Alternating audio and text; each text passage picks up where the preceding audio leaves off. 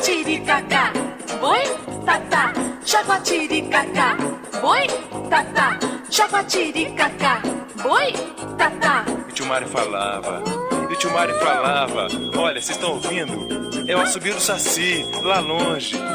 Se você sair agora, se você sair no meio da noite, agora, você vai conseguir ouvir. Você vai conseguir ouvir o assobio do Saci. E você vai ver também uma brasa brilhando lá em cima da cerca. É ele que tá numa perna só, em cima da cerca, tá se equilibrando, tá com o gorrinho vermelho e a brasa do cachimbo dele tá brilhando. Você vai ver, se você sair, você vai ver o Saci lá em cima da cerca. O tio Mário falava isso. Ele falava de noite, Jaguatiricacá, oi, tatá, jaguatiricacá, oi, tatá, arapunga.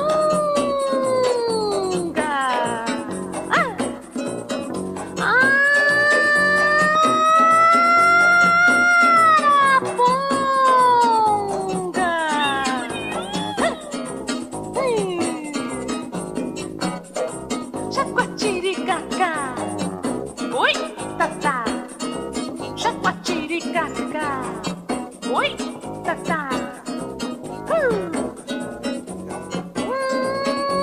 Lá em Tamarana tem,